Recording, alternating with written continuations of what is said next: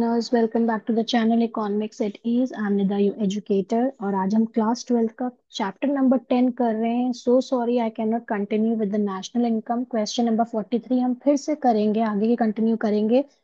But कुछ students मेरे हैं जो यूट्यूब पे, उन्होंने मुझे पर्सनली मैसेज किया कि मैम प्लीज आप गवर्नमेंट बजट स्टार्ट कर दो, सीधे न्यूमेरिकल्स कर दो। But I have to take that pattern, I have to follow that pattern, that is पहले theory, then summary and then practicals, numericals whatsoever. Okay.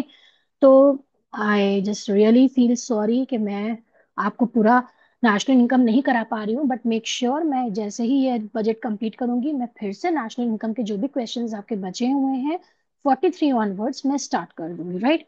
So if you like the explanation, show your support, subscribe and stay updated with more explanations and numerical solutions. Okay. So please do like the video also. So from here now we are going to start the government budget and the economy. मैं जल्दी से कोशिश करूंगी इसका theory part complete करा के बच्चों को प्रैक्टिकल्स करा दूं, जिसमें unsolved practicals. Okay. So introduction क्या होता है? एक सिंपल बजट का मतलब होता है प्लानिंग। पहले से थोड़ा बहुत पेंसिल से मार्क भी है, तो आप इसमें आराम से इसको पढ़ भी सकते हो, इसको समझ भी सकते हो। And take the screenshot for those who don't have the book, that is Sandeep Garg. Okay. तो प्लीज आप उनको उसका स्क्रीनशॉट लेते चलो। ओके। सो बजट का मतलब क्या होता है? बेसिकली गवर्नमेंट एक प्रिपेयर करता है budget in advance, okay, to know where on which the government has to spend, और कहाँ से उसको इनकम जनरेट होगी। ओके। तो प्लानिंग इसकी होती है कि हमें कैसे जो है इन्वेस्ट करना है, कहाँ पे बजट गवर्नमेंट को खर्चा करना है, और कहाँ कहाँ से उसको इनकम जनरेट होती है। तो बेसिकली बजट क्या होता है? आपका फिस्कल जो है फाइनेंशियल ईयर के लिए बनाया जाता है, that is starts from April to March. Okay. Advance में बनाया जाता है, एनुअल स्टेटमेंट होता है। मैं सिंपल सिंपल आपको लेमन लैंग्वेज में बता देती हूँ, फिर हम इसमें से रीड भी कर लेंगे। एंड इन दिस सिलेबस हमें क्या करना है? हमें सिर्फ यूनियन बजट के बारे में पढ़ना है, जैसे सेंट्रल गवर्नमेंट के बजट के बारे में। ओके। फाइनेंस मिनिस्टर प्रेजेंट करता है बजट को, and always it is always prepared in advance. Okay. ना एनुअल स्टेटमेंट एस्टिमेटेड होता है, जिसमें कि रिसिप्ट्स और एक्सपेंडिचर हमें गवर्नमेंट का पढ़ना है। मेन चीज ये होती है आपकी, right? So here we have the reading now. Introduction. In the modern world, every government aims at maximizing the welfare of the country. It requires a number of infrastructural, economic, and welfare activities. All these activities require huge expenditure to be incurred. So expenditure भी government करती है. This requires appropriate planning. So I have already told you in advance that is budget means appropriate planning in advance and the policies of the government. The solution to all these problems is budget. Okay.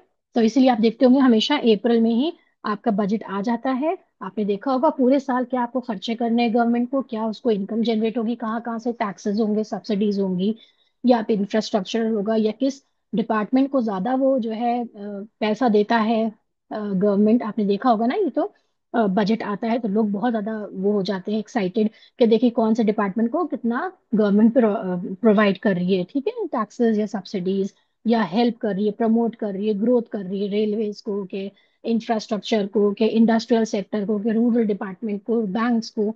ये सब आप देख पढ़ते हैं इसमें। This requires appropriate planning. Okay.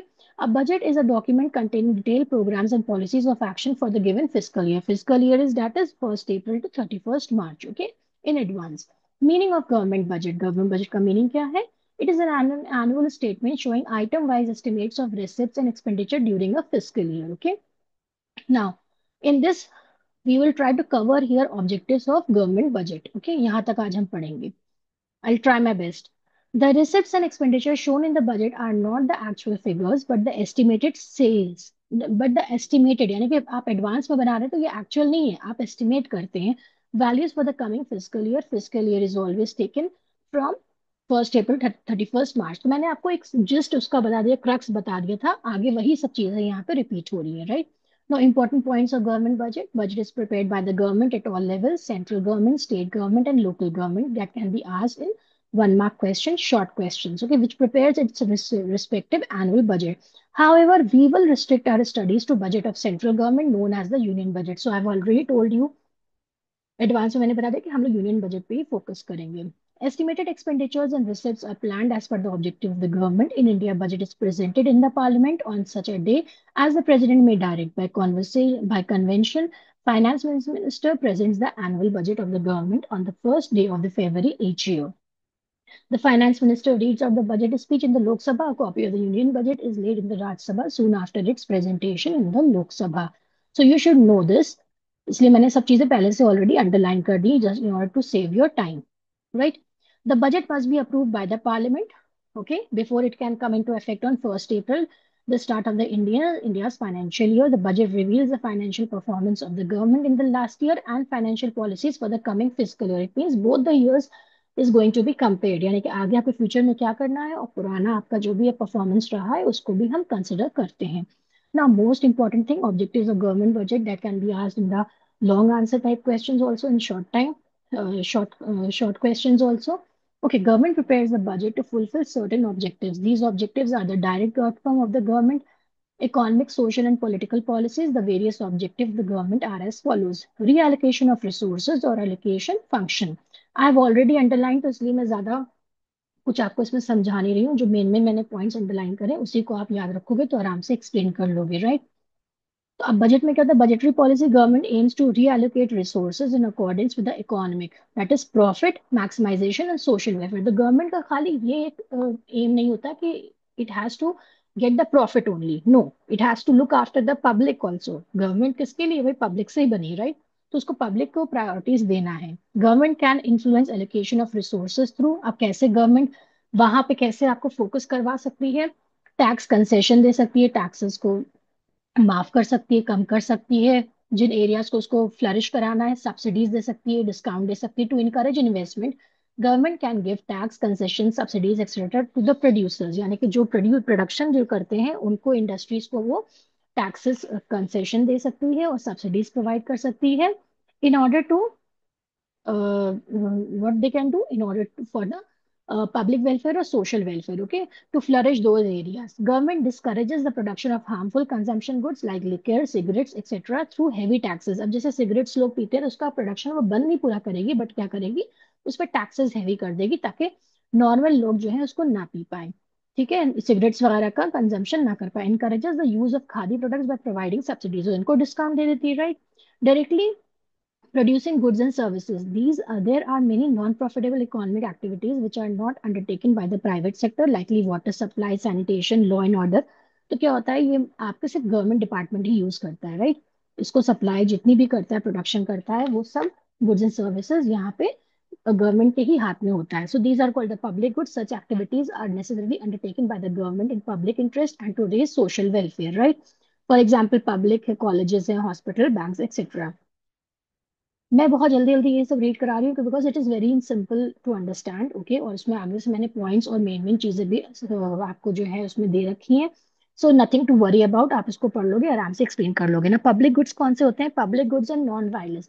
Public goods and services that are collectively consumed, it is not possible to exclude anyone from enjoying their benefit, and one person consumption does not reduce the availability of others. The main features क्या होते हैं public good? यानी कि जो हर इंसान use कर ले without any उसको restriction, okay? Then public goods are non rivalrous nature, ये जरूर पूछा जा सकता है. The benefits of public goods are available to all and are not only restricted to one particular consumer. For example if you consider a public park, तो आप public park में एक आदमी को नहीं रोक सकते, सब लोग जाएंगे तो सबके लिए बेनिफिट होता है, ठीक है? So that's why we said here public goods are non rivalrous. ये पूछा जा सकता है. Public goods are non excludable. In case of public goods, there is no possible way to exclude anyone from enjoying the benefits of the goods. यानी कि आप उसको रोक नहीं सकते हो. Due to this reason public goods are called non excludable. Private में तो आप रोक सकते हो, लेकिन पब्लिक में क्या है, अगर सड़क पे कोई चल रहा है, उसने टैक्स नहीं दिया, तो आप उसको रोक नहीं दोगे कि इस सड़क पे ना जाओ, okay? So no possible way to exclude anyone from enjoying the benefit of the good. Flyover अगर बनाए, इस तरह की चीजें हैं. Due to this reason public goods are non excludable. Even if some users do not pay, it is difficult to collect fee for the public good, okay? बहुत simple language है. These non paying users are known as the free riders. तो जो जो पे नहीं करते हैं और उसकी सर्विस प्रोवाइड, उसका बेनिफिट उठाते हैं गवर्नमेंट की चीजों का, तो उसे हम कहते हैं free riders, right? Private goods are those goods और services whose benefits accrue to people who pay for them. तो प्राइवेट गुड्स का नाम ही से आ गया कि प्राइवेट में क्या होता है, सिंपली आप पे करोगे तभी आप वो चीज का फायदा उठा सकते हो. फॉर एग्जाम्पल मॉल्स में आप जाते हैं, सिनेमाज जाते हैं, these are all the private. ना public provision versus public production. Public provision refers to funding of public goods through the government budget, which can be used without any direct payment by the public. and public production relates to the goods and services which are directly produced by the government, right? Now, what we are going to start here, reducing inequalities in income and wealth. अब government कैसे करेगी, budget में ये भी होता है, economic inequality को हम कम करते हैं। Government aims to influence distribution of income by imposing taxes on the rich and spending more on the welfare of the poor. ठीक है, तो टैक्सेस गवर्नमेंट क्या करती है, रिच वालों पे ज्यादा करती है उनकी इनकम पे, तो प्रोग्रेसिव टैक्स हमारा नेचर है इसका यहाँ पे। As income increases rate of tax also increases, in this way it reduces inequalities. Then economic stability कैसे लाएगा, इकोनॉमिक स्टेबिलिटी मतलब कंट्रोल करता है इन्फ्लेशन एंड डिफ्लेशन की सिचुएशन को। It means the absence of large scale fluctuation in prices. Inflationary situation देखो simple क्या होती है, आपको बस इतना याद रखना है जो मैंने पेंसिल से लिखा है। आपकी जो एग्रीगेट इनकम जो होती है वो इन्फ्लेशन के टाइम पे क्या होती है, वो बढ़ जाती है। देखो यहाँ पे लिखा है ना, इन्फ्लेशन डिमांड इंक्रीजेस और money supply also increases. Okay, and government expenditure यहाँ पे कम हो जाता है। बस इतना आपको ये तीन पॉइंट्स याद रखोगे तो उसका जस्ट ऑपोजिट आपका इन्फ्लेशन की सिचुएशन में होता है। Okay, and because of which the surplus budget is there. यही चीज यहाँ पे लिखी है, right? During deflation no demand in the economy as there is no money supply, and the government increases their expenditure and give tax concession and subsidies। बस यही चीज आप लिख दोगे, ये पूरा आपका इकोनॉमिक स्टेबिलिटी आ जाएगा, right? Management of public enterprise, that means there are large number of public sector industries, national monopolies which are established and managed for social welfare of the public। okay, तो बहुत सी public आपकी enterprise होती है। For example railways, railways electricity है, post offices हैं, these are the example of the monopolies जो कि run करती हैं for the sake of the social welfare. ना इकोनॉमिक ग्रोथ, जाहिर सी बात है गवर्नमेंट के अंडर में काम कर रहा है तो इकोनॉमिक ग्रोथ ही सबसे ज्यादा होता है जरूरी। दैट इज, हमें इकोनॉमिक ग्रोथ तब पता चलती है जब हमारी जो कंट्री की है रियल जीडीपी बढ़ती है। Increase in the volume of goods and services produced in economy budget can be an effective tool to ensure the economic growth in the country. हम कैसे इसको बढ़ा सकते हैं रियल जीडीपी को, अगर गवर्नमेंट जो है टैक्स डिस्काउंट दे देगा, ठीक है, प्रोड्यूसर्स को, in order to increase the saving and investment in the economy, then spending on infrastructure यानी कि roadways, railways, transportation में वो improvement कर दे। So these are all the kinds through which the government tries to take all these concepts or take these points into consideration while preparing a budget। Okay, तो budget क्या करता है, इन सब चीजों को, सब चीजें मतलब ये सब देखी जाती हैं, इन सब पे वर्कआउट होता है, गवर्नमेंट करती है। How to know that in which, on which the government has to spend and how to get the income out also from the by the from the public। okay, now reducing regional disparities, यानी कि जिस उसको zone को या जिस उसको department को या जिस उसको रीजन को डेवलप करना है वहां पे टैक्स रिबेट्स एंड रिसेशंस दिए जाते हैं। ओके, सब्सिडीज दी जाती हैं। इन this way it encourages setting up of production units in economically backward regions। employment generation, of course employment generation government करती है, बिल्डिंग्स बनाएगी, हॉस्पिटल्स बनाएगी, बैंक्स बनाएगी, या फ्लाईओवर्स होंगे, ये एक्सपेंशन ऑफ रोड्स होगा, ब्रिजेस होगा, कंस्ट्रक्शन होगा, रूरल डिपार्टमेंट रूरल एरियाज में होगा। तो इससे क्या होता है, सबको जो है एम्प्लॉयमेंट जनरेट करता है, क्रिएट करता है job for different sections of the work force. So in this way we come to the end of this part here, that is the objectives of government budget. मैंने बहुत जल्दी जल्दी reading कराई because it was very simple and most of the things I have already underlined it. Okay, hope you like the video, hope you like the theory part also, and after the theory we will definitely do the unsolved practicals of budget। keep learning and keep just practicing the things what we have done। okay, thank you so much।